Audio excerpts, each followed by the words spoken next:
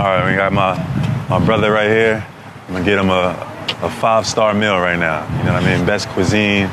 Get him, 5-star luxury meal, American Deli. Like, let's go.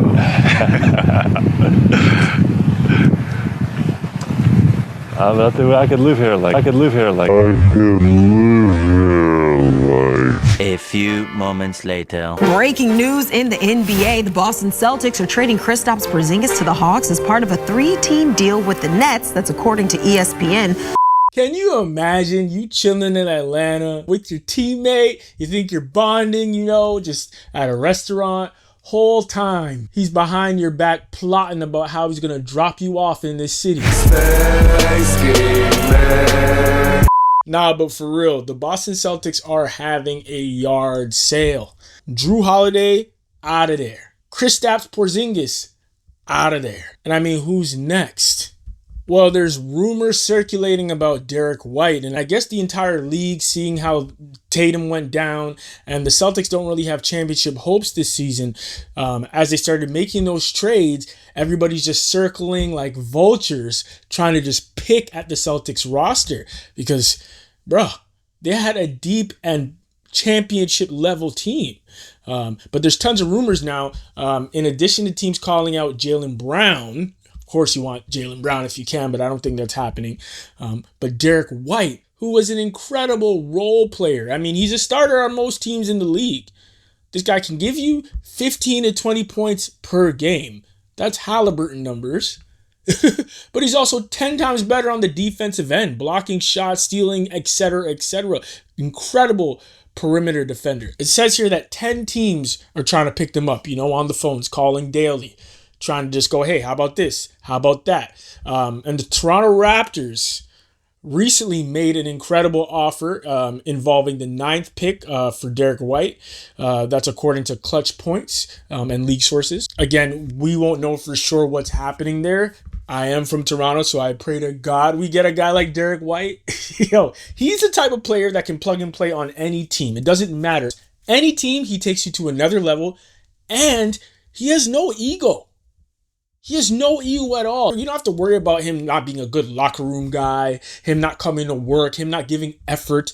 That is not him at all. I mean, shout out to Greg Popovich, because clearly that's the man who instilled that into him. He might have had some of that already back in college. But you don't go through the Spurs for a couple seasons and not have that insane level of discipline instilled into your fiber. And that's what Derrick White has. He brought that into the Boston Celtics, and he's been incredible for them. So, I mean,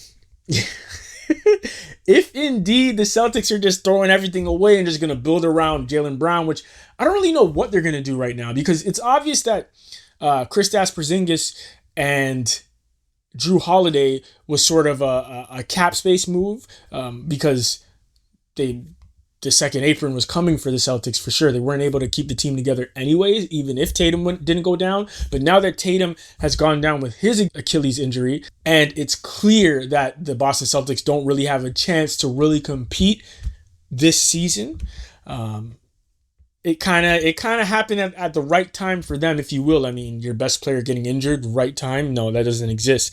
But you know what I mean? Like, because Tatum is hurt right now, and they weren't able to financially keep the team together right now, these next 2 seasons, they're going to be able to rebuild and shift their team around Tatum when he returns and Jaylen Brown.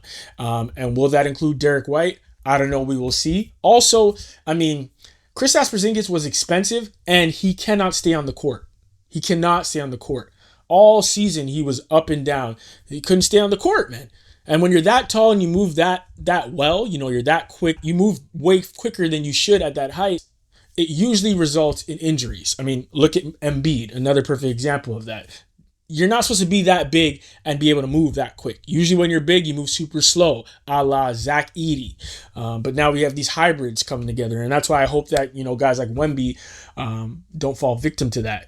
We'll see how his training regimen progresses, because he put on 30 pounds of muscle for this upcoming season. So how will his joints take to that? He's super young, but we will see. But anyways, Back to the Celtics. I understand why they got rid of Porzingis. That's, like I said, money off the books and a player that can't stay healthy. He served his purpose. They got a championship.